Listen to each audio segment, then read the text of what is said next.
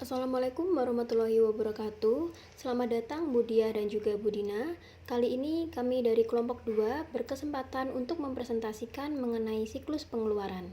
Di sini kita akan menjelaskan mengenai siklus pengeluaran mulai dari pembelian hingga ke pengeluaran tunai. Kami dari kelompok 2 beranggotakan yang pertama ada Muhammad Rifki dengan NPM 007, yang kedua ada Muhammad Zaini Afandi dengan NPM 172, yang ketiga ada Dea Adelia Friske Salwa dengan NPM 184, yang kemudian ada Nabila Karisa dengan NPM 186, yang kemudian ada saya sendiri dengan Lorenza Prima dengan NPM 200, yang terakhir ada Amirul Sabrang Fikri dengan NPM 286. Baik, perkenalkan saya Lorenza Prima Dwi Adha dengan NPM 200. Selanjutnya, saya akan menjelaskan yang pertama yaitu pendahuluan dari bab yang akan kita jelaskan, yaitu mengenai siklus pengeluaran. Siklus pengeluaran sendiri merupakan serangkaian aktivitas bisnis yang mana akan berulang dan operasi pemrosesan ini terkait dengan informasi pembelian dan juga pembayaran barang. Pada chapter ini akan berfokus pada perolehan barang mentah, barang jadi, perlengkapan, dan juga jasa. Lalu pada bab ini kita akan membahas mengenai ada 3 yang perlu kita highlight untuk pembahasan pada bab ini, yaitu yang pertama ada menjelaskan kegiatan bisnis dasar dan operasi pemrosesan informasi terkait yang dilakukan dalam siklus pengeluaran. Kemudian ada juga mendiskusikan keputusan yang harus dibuat dalam siklus pengeluaran dan mengidentifikasi informasi yang dibutuhkan untuk membuat keputusan tersebut. Lalu adapun kita perlu mengidentifikasi ancaman utama dalam siklus pengeluaran dan mengevaluasi kecukupan dari berbagai prosedur pengendalian untuk menangani ancaman tersebut. Kemudian saya akan menjelaskan mengenai konteks diagram siklus pengeluaran. Dalam siklus pengeluaran ini, pertukaran informasi eksternal utama adalah pemasok atau vendor di sebelah kiri slide tersebut.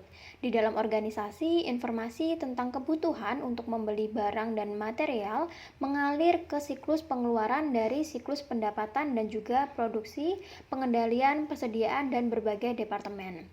Setelah barang tersebut dan bahan tiba, pemberitahuan penerimaan mereka mengalir kembali ke sumber-sumber dari siklus pengeluaran tersebut.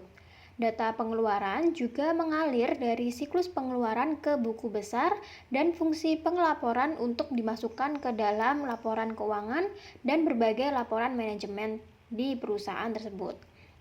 Nah, tujuan dari siklus pengeluaran ini yaitu untuk meminimalkan total biaya untuk memperoleh dan memelihara persediaan dan berbagai layanan yang dibutuhkan organisasi untuk berfungsi di perusahaan tersebut.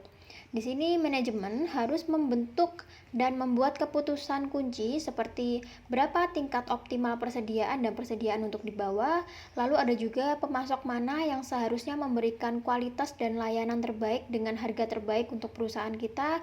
Adapun bagaimana teknologi informasi atau TI dapat digunakan untuk meningkatkan efisiensi dan akurasi fungsi logistik yang masuk ke perusahaan kita. Nah, jawaban-jawaban tersebut perlu untuk mengetahui dan melakukan 4 dasar aktivitas siklus pengeluaran yang digambarkan di gambar 15.2 di buku textbook Sistem Informasi Akuntansi, yaitu adapun 4 dasar aktivitas siklus pengeluaran, yaitu yang pertama ada memesan bahan, persediaan dan layanan, yang kedua ada menerima bahan, perlengkapan dan jasa, yang ketiga ada menyetujui faktor pemasok, dan yang terakhir ada pengeluaran tunai. Baik, berikutnya merupakan sistem informasi dari siklus pengeluaran. Pada umumnya, seperti perusahaan AOE yang dalam case di textbook tersebut tentu menggunakan sistem ERP dan juga pada umumnya perusahaan-perusahaan yang besar.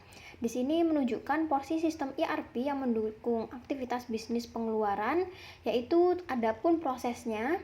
Yang pertama ada pemesanan bahan baku, perlengkapan dan jasa. Yang kedua ada menerima bahan baku, perlengkapan dan jasa. Lalu kemudian ada yang ketiga menyetujui faktor pemasok, dan yang terakhir yaitu outputnya yaitu pengeluaran tunai. Baik, selanjutnya kita akan membandingkan mengenai siklus pendapatan dan juga siklus pengeluaran. Di sini Adapun yang sudah saya jelaskan sebelumnya mengenai konteks diagram pada cash flow siklus pengeluaran, di mana aktivitas dalam siklus pengeluaran sendiri merupakan bayangan cermin dari aktivitas dasar yang dilakukan dalam siklus pendapatan. Keterkaitan erat ini merupakan aktivitas siklus pengeluaran pembeli dan aktivitas siklus pendapatan penjual memiliki implikasi penting tentunya untuk desain sistem informasi akuntansi bagi kedua belah pihak. Maka adapun perbandingannya pada pendapatan yaitu yang pertama entry pesanan penjualan dengan cara memproses pesanan dari pelanggan.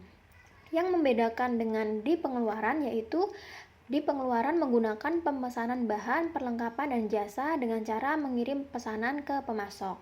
Lalu yang kedua, dalam pendapatan yaitu melakukan pengiriman dengan cara mengirimkan barang atau jasa kepada pelanggan atau logistik di luar. Yang kemudian di pengeluaran perbedaannya yaitu menerima dengan cara menerima barang dagangan atau jasa dari pemasok yaitu dari logistik masuk. Yang ketiga, pada pendapatan melakukan penagihan dengan cara mengirim faktur ke pelanggan. Yang membedakan dengan pengeluaran yaitu memproses faktur dengan cara meninjau dan menyetujui faktur dari pemasok. Yang terakhir, pada pendapatan yaitu melakukan penagihan tunai dengan cara memproses pembayaran dari pelanggan. Kemudian yang membedakan jika di siklus pengeluaran yaitu melakukan pengeluaran tunai dengan cara memproses pembayaran ke pemasok. Berikutnya merupakan desain sistem ERP untuk mendukung sistem pengeluaran. Di gambar tersebut menunjukkan bahwa Departemen Pengendalian Persediaan yang di dalam case adalah perusahaan AOE memiliki responsibility untuk memastikan bahwa jumlah bahan dan persediaan yang memadai, maka departemen manapun dapat mengajukan permintaan untuk membeli barang. Maka setelah permintaan pembelian disetujui, sistem mencari file induk inventaris untuk mengidentifikasi pemasok pilihan untuk barang tersebut. Maka sistem kemudian membuat pesanan pembelian yang dikirim ke pemasok melalui EDI, jika perlu salinan kertas yang dicetak dan dikirimkan. Kemudian Departemen Penerima memiliki akses ke file pesanan pembelian terbuka sehingga dapat merencanakan dan memverifikasi validitas pengiriman.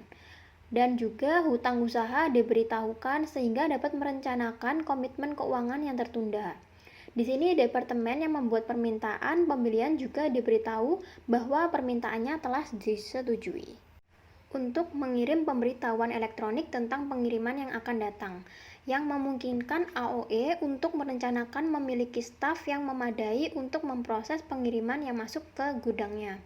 Lalu, adapun ketika kapal tiba, pekerja dokumen penerima menggunakan sistem pemrosesan pertanyaan untuk memverifikasi bahwa pesanan diharapkan dari pemasok tersebut. Maka di sini sebagian besar pemasok kode batang atau RFID atau identifikasi frekuensi radio menandai produk mereka untuk memudahkan perhitungan barang. Pekerja penerima memeriksa barang dan menggunakan terminal online untuk memasukkan informasi tentang jumlah dan kondisi barang yang diterima. Kemudian, petugas bagian utang usaha secara manual memasukkan informasi dari pemasok yaitu mengirimkan faktur kertasnya. Maka kini akses sudah mudah, informasi terkini dan akurat memungkinkan juga manajer memantau dengan cermat kinerja yang terjadi. Namun di sini kualitas keputusan tergantung pada keakuratan informasi di dalam database tersebut. Penting juga untuk memisahkan tugas dengan benar untuk mencegah penipuan pembayaran tunai. Saat ini juga perlu adanya kita mengetahui aktivitas siklus pengeluaran dan menjelaskan kontrol yang dapat menguranginya dengan membahas ancaman dan pengendalian yang akan dijelaskan pada slide berikutnya. Kenalkan, nama saya Anjarul Sabrang Fikri, NPM 19286. Di sini saya akan menjelaskan tentang ancaman dan kontrol. Ancaman umum yang pertama yaitu adalah data master yang tidak akurat atau tidak valid. Yaitu kesalahan dalam data master pemasok dapat mengakibatkan pemesanan dari pemasok yang tidak disetujui, membeli bahan dengan kualitas yang lebih rendah, atau pengiriman sebelum waktunya mengirim pembayaran ke alamat yang salah, dan pengeluaran palsu ke pemasok fiktif. Kesalahan dalam data master inventaris dapat mengakibatkan keterlambatan produksi karena kekurangan bahan utama yang tidak terduga atau pembelian yang tidak perlu dan kelebihan persediaan. Salah satu cara untuk mengurangi ancaman data master yang tidak akurat atau tidak valid adalah dengan menggunakan kontrol integritas pemrosesan. Penting juga untuk membatasi akses ke data master siklus pengeluaran dan mengkonfigurasi sistem sehingga hanya karyawan yang berwenang yang mendapat atau membuat perubahan pada data master. Ini membutuhkan perubahan konfigurasi default peran karyawan dalam sistem ERP untuk memisahkan tugas yang tidak kompatibel dengan tepat. Lanjut. Ancaman umum yang kedua dalam siklus pengeluaran adalah mengungkap informasi sensitif yang tidak sah, seperti informasi perbankan tentang pemasok dan diskon harga khusus yang ditawar oleh pemasok pilihan. Salah satu cara untuk mengurangi resiko ancaman ini dengan mengkonfigurasi sistem untuk menggunakan kontrol akses yang kuat dan yang membatasi siapa yang dapat melihat informasi tersebut. Penting juga untuk mengkonfigurasi sistem untuk membatasi kemampuan karyawan untuk menggunakan kemampuan bawaan sistem ke tabel dan bidang tertentu. Ancaman umum yang ketiga dalam siklus pengeluaran menyangkut hilangnya atau penghancuran data induk.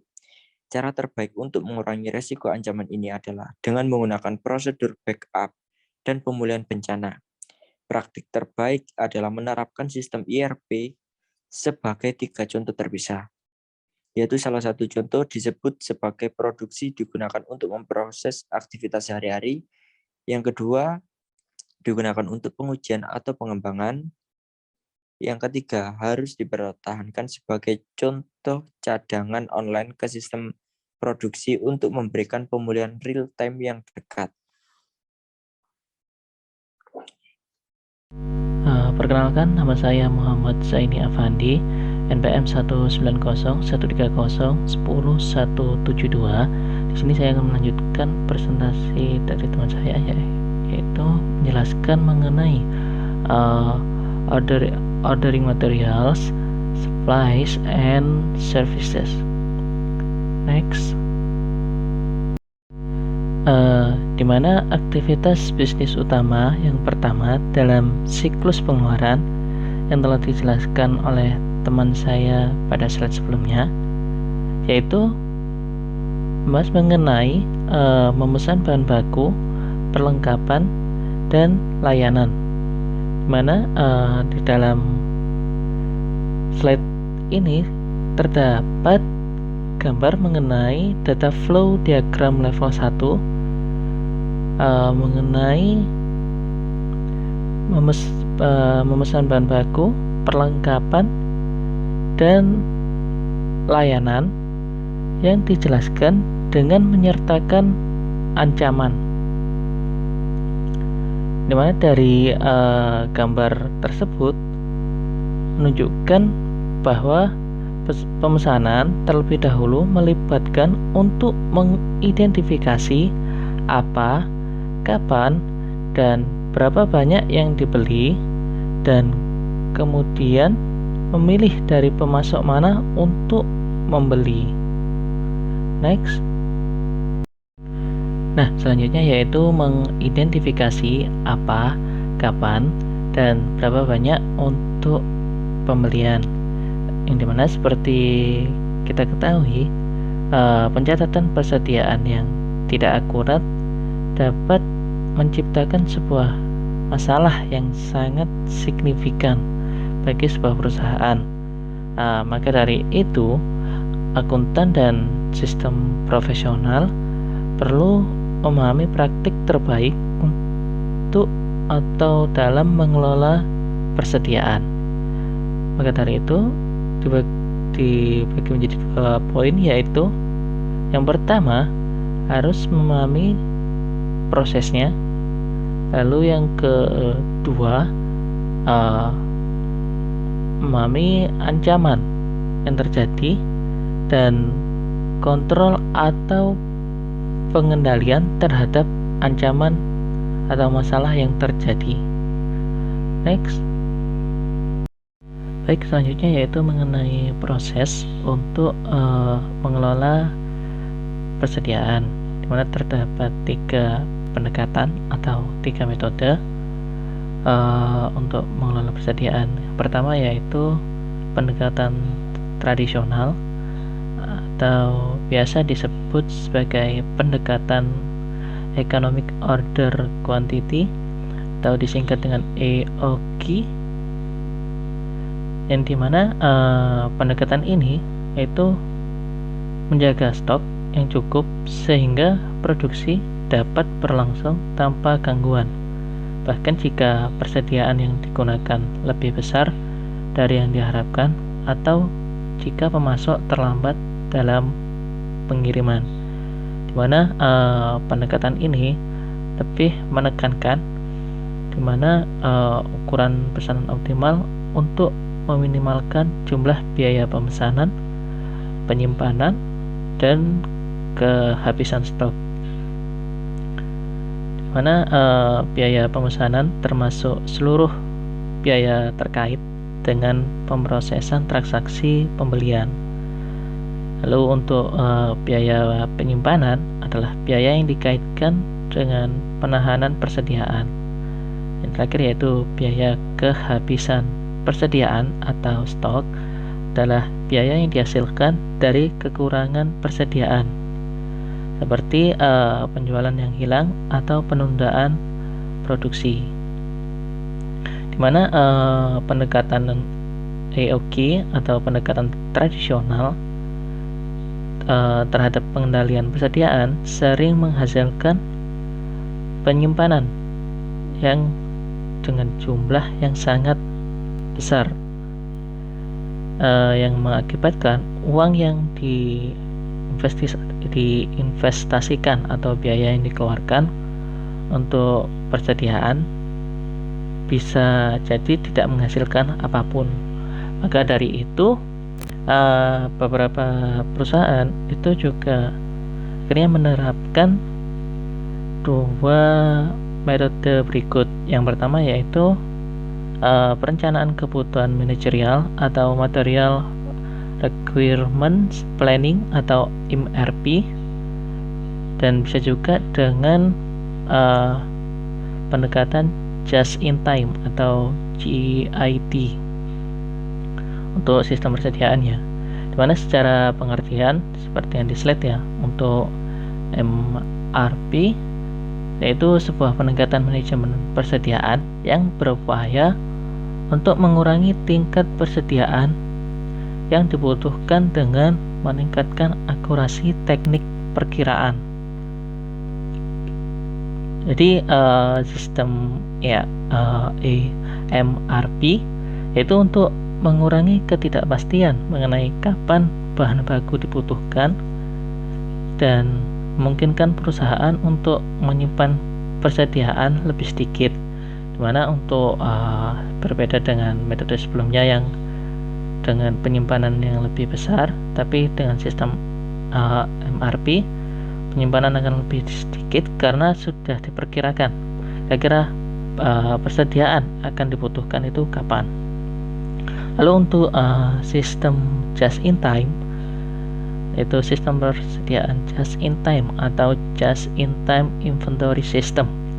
Secara pengertian yaitu sebuah sistem yang meminimalkan atau mengeliminasi persediaan dengan membeli dan memproduksi barang hanya sebagai respon terhadap penjualan aktual, bukan perkiraan.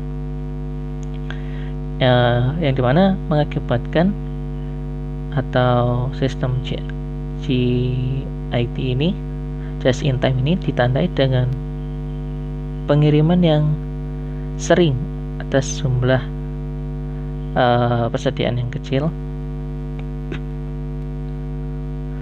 ke lokasi tertentu atau ketika perusahaan memerlukan persediaan tersebut. Jadi bukan seperti di pendekatan tradisional yang dengan mendatangkan persediaan yang cukup besar dan lama untuk waktunya dalam waktu yang lama, tetapi dengan sistem just in time itu dengan pengiriman bisa secara terus menerus, tapi dengan volume pengiriman yang sedikit. Jadi pengiriman yang dilakukan itu ketika ada penjualan secara aktual tadi atau ada permintaan dari konsumen. Dimana atas untuk perbedaan antara sistem MRP dan JIT adalah penjadwalan produksi ya, dimana MRP adalah dengan perkiraan, jadi membuat kuantitas optimal pada persediaan barang jadi dengan memperkirakan penjualan dibandingkan dengan sistem just in time menjadwalkan produksi sebagai respon terhadap permintaan pelanggan, sehingga secara virtual mengeliminasi persediaan barang jadi, tetapi perlu menyimpan bahan baku dalam jumlah yang cukup dalam rangka untuk menyesuaikan produksi dengan cepat sebagai respon terhadap permintaan pelanggan, di mana kedua sistem tersebut dapat mengurangi biaya dan meningkatkan efisiensi dalam mengelola persediaan. Nah, selanjutnya yaitu mengenai ancaman dan pengendalian. Yang pertama, ancaman yang pertama yaitu pencatatan persediaan yang tidak akurat yang menyebabkan kehabisan stok atau persediaan tidak ada. Yang hal tersebut mengakibatkan hilangnya penjualan atau menyimpan persediaan yang berlebih yang mengakibatkan meningkatnya biaya. Maka dari itu diperlukan pengendalian. Yang pertama yaitu menggunakan metode pencatatan persediaan perpetual,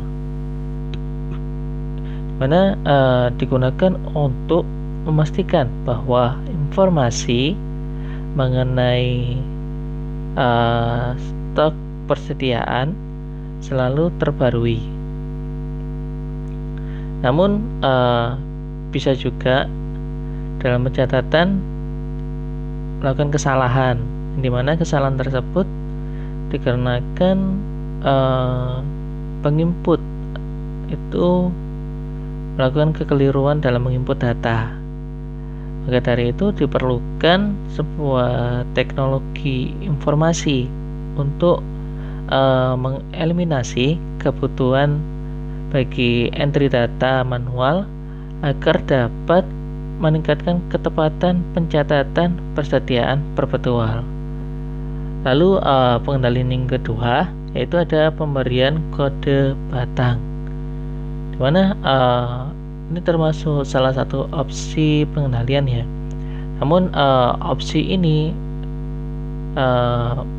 dinilai masih kurang optimal dalam memecahkan ancaman tersebut, yang dimana dalam menggunakan hal ini terdapat kesalahan masih dapat terjadi jika pegawai berupaya untuk menghemat waktu dengan memindai satu barang dan kemudian memasukkan kuantitas secara manual, di mana ketika memasukkan secara manual itu berpotensi ketika mengetik itu melakukan kesalahan, atau ketika menginput kuantitas itu melakukan kesalahan. Lalu yang pengendalian yang ketiga yaitu menempelkan label RFID ke setiap produk, di mana teknologi ini lebih efisien dibandingkan dengan kode batang yang sebelumnya. karena tidak perlu bagi manusia untuk menyelaraskan kode batang pada produk dengan pembaca. Dan solusi atau pengendalian ini itu bisa memecahkan masalah atau ancaman yang terjadi karena pembaca secara otomatis mencatat setiap barang. Namun teknologi ini atau teknologi RFID itu lebih mahal dibandingkan kode batang dan tidak dapat digunakan untuk setiap jenis produk. Lalu pengendalian yang terakhir yaitu menghitung persediaan secara periodik seperti yang pertama, dan menyelidiki perbedaan antara jumlah dan catatan persediaan. Lalu ancaman yang kedua yaitu mengenai pembelian barang yang saat ini tidak dibutuhkan. Maka pengendalian yang pertama yaitu dengan pencatatan persediaan perpetual yang akurat, mana berfungsi untuk memastikan validitas permintaan pembelian yang dihasilkan sistem pengendalian persediaan secara otomatis. Lalu pengendalian yang kedua itu supervisor perlu meninjau dan menyetujui permintaan pembelian, mana hal ini untuk mengatasi permasalahan atau ancaman yang terjadi agar tidak terjadi pembelian secara double atau pembelian secara berulang kali. Lalu pengendalian yang ketiga yaitu fungsi pembelian terpusat, itu untuk menanggulangi barang yang saat ini tidak dibutuhkan ya. Jadi dengan adanya fungsi pembelian terpusat, maka tidak akan ada lagi pembelian barang itu tidak dibutuhkan karena sistemnya benar-benar terpusat, dimana yang beli itu cukup yang melakukan hanya satu orang saja, tidak dilakukan oleh beberapa orang. Akhirnya kan tidak akan terjadi double dalam pembelian. Next. Baik, yang selanjutnya adalah memilih suppliers atau pemasok. Hal ini bisa kita lakukan apabila kebutuhan untuk membeli atau pembelian sudah diidentifikasi. Di dalam prosesnya, ada beberapa faktor yang harus kita pertimbangkan ketika memilih pemasok atau suppliers. Yang pertama adalah harga bahan baku, yang kedua adalah kualitas bahan baku, lalu yang terakhir adalah kualitas pengiriman. Setelah pemasok dipilih untuk suatu produk, identitas pemasok juga harus dicatat dalam inventaris produk untuk menghindari pengulangan proses pemilihan pemasok untuk setiap pesanan.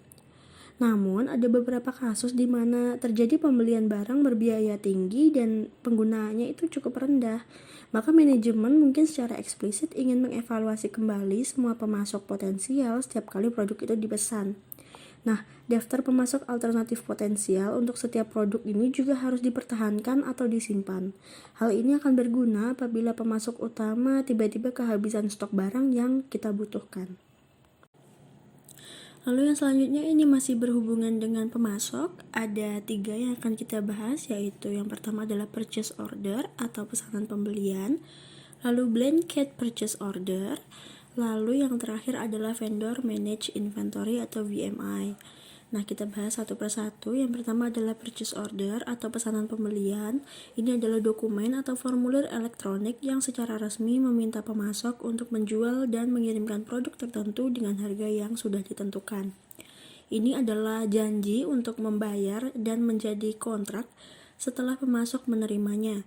Pesanan pembelian ini mencakup nama pemasok, agen pembelian, pesanan, tanggal pengiriman yang diminta, lokasi pengiriman, metode pengirimannya, atau juga informasi mengenai barang yang dipesan. Seringkalinya beberapa pesanan pembelian ini dibuat untuk memenuhi satu permintaan pembelian karena vendor yang berbeda mungkin merupakan pemasok pilihan untuk berbagai item yang diminta. Kuantitas yang dipesan mungkin juga berbeda dari yang diminta untuk memungkinkan pembeli memanfaatkan diskon kuantitas. Yang selanjutnya adalah blanket purchase order. Ini adalah sebuah komitmen untuk membeli barang-barang tertentu pada harga yang telah ditentukan dari pemasok tertentu untuk jangka waktu yang sudah ditetapkan, biasanya 1 tahun. Yang terakhir adalah vendor managed inventory atau VMI, yaitu adalah praktik di mana para produsen dan distributor ini mengelola persediaan pelanggan eceran dengan menggunakan ADI. Pemasok biasanya mengakses sistem point of sales pelanggannya untuk mengawasi persediaan dan secara otomatis itu mengisi kembali produk ketika produknya sudah jatuh pada tingkat yang telah disepakati. Berikut saya berikan salah satu contoh formulir purchase order atau pesanan pembelian. Nah, di sini saya memberikan contoh lain dari purchase order. Sebenarnya sama saja, namun formulirnya bisa berbeda bentuk dan susunannya, tetapi tetap saja pesanan pembelian itu mencakup nama pemasok, agen pembelian, pesanan, tanggal pengiriman, lokasi pengiriman, metode pengiriman, serta informasi tentang barang yang dipesan. Seperti apapun bentuk formulirnya, yang jelas informasi yang saya sebutkan tadi harus berada di dalam formulir tersebut. Yang selanjutnya adalah ancaman dan pengendalian ketika memilih pemasok. Adanya kemungkinan untuk terjadi penyuapan atau kickbacks, yaitu hadiah yang diberikan oleh pemasok ke agen pembelian dengan tujuan mempengaruhi pilihannya dari pemasok. Lalu juga anggaran itu sangat membantu dalam membebani biaya pembelian, maka pembelian harus dibebankan ke akun yang merupakan tanggung jawab orang atau departemen yang menyetujui permintaan tersebut. Biaya yang sebenarnya harus dibandingkan secara berkala dengan tunjangan anggaran. Nah, untuk memfasilitasi pengendalian ini, laporan-laporan itu harus menyoroti setiap penyimpangan signifikan dari jumlah yang dianggarkan untuk penyelidikan lebih lanjut, yaitu prinsip manajemen dengan pengecualian. Lalu yang selanjutnya adalah penerimaan, yaitu aktivitas bisnis utama kedua dalam siklus pengeluaran ini, yaitu adalah penerimaan dan penyimpanan barang pesanan. Departemen penerimaan ini bertanggung jawab untuk menerima pengiriman dari pemasok. Biasanya laporan ke manajer gudang, yang pada gilirannya nanti akan melapor juga kepada wakil presiden manufakturnya. Departemen persediaan toko itu juga melaporkan kepada manajer gudang bertanggung jawab untuk penyimpanan barang. Informasi mengenai penerimaan barang pesanan ini juga harus dikomunikasikan kepada fungsi kontrol inventaris untuk memperbarui catatan inventarisnya. Nah, ini saya sertakan juga diagram arus data tingkat 1 untuk penerimaan, yaitu begitu kita menerima barang, maka barang akan ditransferkan atau disalurkan ke penyimpanan atau departemen persediaan. Nah, departemen persediaan itu nanti akan memberikan barang dan juga laporan penerimaan ke pengendalian persediaan dan berbagai departemen. Maka nanti bisa kita lihat apakah dengan diterimanya barang ini akan menambah utang, lalu juga menambah persediaan, lalu dari departemen persediaan juga akan merubah siklus pendapatannya, seperti itu. Lalu di sini ada proses selama penerimaan itu ada 2 dokumen, yaitu yang pertama adalah laporan penerimaan atau receiving report, lalu yang kedua adalah memo debit atau debit memo. Laporan penerimaan atau receiving report adalah sebuah dokumen yang mencatat setiap detailnya pengiriman, termasuk tanggal diterima, pengirimnya, pemasoknya siapa, dan kuantitas yang diterima. Sedangkan untuk memo debit itu adalah sebuah dokumen yang digunakan untuk mencatat pengurangan terhadap saldo yang harus kita bayarkan ke pemasok. Selanjutnya yaitu ancaman dan pengendalian, yakni menerima pengiriman barang yang tidak dipesan dan mengeluarkan biaya pembongkaran, menyimpan dan mengembalikan barang tersebut, serta melakukan kesalahan dalam menghitung barang yang diterima. Salah satu cara untuk mengendalikan pembelian jasa adalah menahan penyedia yang sesuai agar bertanggung jawab atas seluruh biaya yang dikeluarkan departemen tersebut. sulit untuk mencegah penagihan yang curang bagi jasa. Oleh karena itu, pemisahan tugas yang tepat dapat lebih membantu meminimalkan risiko pencurian persediaan. Selanjutnya adalah menyetujui faktur pemasok. Di sini terdapat proses. Nah, dalam proses ini ada paket voucher. Yang pertama adalah sistem non-voucher. Sebuah metode untuk memproses utang yang tiap-tiap fakturnya disetujui untuk diposting ke catatan pemasok individual dalam file utang, kemudian disimpan dalam file faktur terbuka. Selanjutnya adalah sistem voucher. Metode untuk memproses utang yang mana voucher pencarian disiapkan bukan memposting faktur secara langsung ke catatan pemasok, tetapi ke dalam buku besar pembantu utang. Lalu, voucher pencarian mengidentifikasi pemasok, mencantumkan faktur yang beredar, dan mengindikasi jumlah bersih yang dibayarkan, serta dikurangi diskon dan potongan yang berlaku. Berkebalikan dengan sistem non-voucher.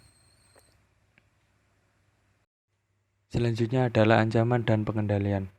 Di sini ada dua ancaman, yaitu kesalahan dalam pemasok dan kesalahan dalam memposting hutang. Saya akan menjelaskan yang pertama adalah kesalahan dalam pemasok, yaitu disebabkan ketidaksesuaian antara barang yang dicantumkan dan harga aktual yang dibebankan atau salah hitung dari total jumlah jatuh tempo. Dalam hal ini ada 3 cara pengendaliannya. Yang pertama adalah ketetapan matematis dari faktor pemasok yang harus diverifikasi. Yang kedua adalah para pengguna harus diisyaratkan untuk menyiapkan tanda bukti. Yang ketiga adalah verifikasi biaya tagihan pengiriman yang disetujui. Yang kedua adalah ancaman kesalahan dalam posting hutang. Di sini ada 2 cara pengendaliannya. Yang pertama adalah pengendalian entry data dan pemrosesan untuk memastikan integritas. Lalu rekonsiliasi catatan utang yang detail dengan akun kontrol buku besar umum. Selanjutnya adalah pengeluaran kas.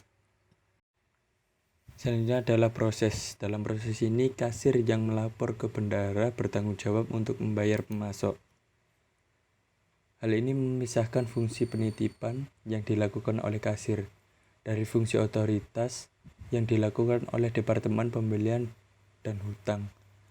Pembayaran dibuat ketika hutang mengirimkan paket voucher kepada kasir. Next. Selanjutnya yaitu ancaman dan pengendalian pada aktivitas menyetujui faktur pemasok. Untuk ancaman sendiri terdapat 2 ancaman. Yang pertama yaitu kesalahan dalam faktur pemasok. Kesalahan ini dapat terjadi dalam bentuk tidak adanya kesesuaian harga yang dicantumkan dengan harga akrual yang dibebankan, ataupun adanya salah hitung dari total jumlah jatuh tempo. Nah, untuk pengendalian dari ancaman tersebut dapat dilakukan beberapa cara. Yang pertama yaitu melakukan verifikasi atas keakuratan dan ketetapan faktur. Yang kedua, mensyaratkan pengguna dalam menyimpan tanda bukti untuk pembelian kartu pengadaan. Yang ketiga yaitu mengadopsi pendekatan ERS yang mana berguna untuk mengeliminasi potensi kesalahan. Selanjutnya yaitu dapat dengan mengendalikan akses ke data induk pemasok. Dan yang terakhir yaitu memverifikasikan ketetapan tagihan biaya pengiriman dan faktur. Selanjutnya ancaman yang kedua yaitu kesalahan dalam mencatat dan posting pembayaran ke pemasok. Ancaman ini dapat menyebabkan kesalahan dalam laporan keuangan dan kinerja, dan juga dapat menyebabkan pengambilan keputusan yang buruk. Adapun pengendalian dalam ancaman tersebut, yang pertama yaitu pengendalian entry data dan pemrosesan, yang mana berguna untuk memastikan integritas pemrosesan. Yang kedua yaitu melakukan rekonsiliasi secara periodik saldo rekening pemasok dengan akun kontrol utang dalam buku besar umum. Selanjutnya yaitu aktivitas pengeluaran kas. Aktivitas final dalam siklus pengeluaran kas adalah membayar pemasok. Seorang kasir bertanggung jawab untuk membayar pemasok, yang mana pembayaran ini dibuat ketika utang mengirim kasir sebuah paket voucher. Selanjutnya yaitu ancaman dan pengendalian pada aktivitas pengeluaran kas. Ancaman yang pertama yaitu kegagalan untuk memanfaatkan diskon untuk pembayaran tepat waktu. Untuk pengendaliannya, yang pertama yaitu pengisian faktur berdasarkan tanggal jatuh tempo diskon. Dan yang kedua yaitu membuat anggaran arus kas. Pembuatan anggaran arus kas ini dapat membantu dalam memanfaatkan diskon pembelian yang tersedia. Ancaman yang kedua yaitu membayar barang atau jasa yang tidak diterima. Pengendaliannya dapat dilakukan dengan membandingkan kuantitas pada faktur pemasok dengan dokumen pendukung yang diakui. Dan yang selanjutnya yaitu menggunakan kartu kredit perusahaan dan bukti tambahan untuk biaya perjalanan. Ancaman yang ketiga yaitu pembayaran duplikat. Pengendaliannya dapat dilakukan dengan pembayaran hanya disetujui apabila disertai dengan paket voucher yang lengkap. Pembayaran hanya dilakukan dari salinan asli atau faktur pemasok. Dan yang terakhir yaitu saat pembayaran, faktur dan paket voucher diberi tanda dibayar agar mencegah pengiriman ulang. Selanjutnya yaitu ancaman yang keempat, pencurian dan penyalahgunaan kas. Pengendaliannya yaitu dapat dilakukan dengan pembatasan akses ke kas, cek kosong, dan mesin penandatanganan cek. Cek juga harus dinomori secara urut dan secara periodik dihitung oleh kasir. Ancaman yang kelima yaitu perubahan cek.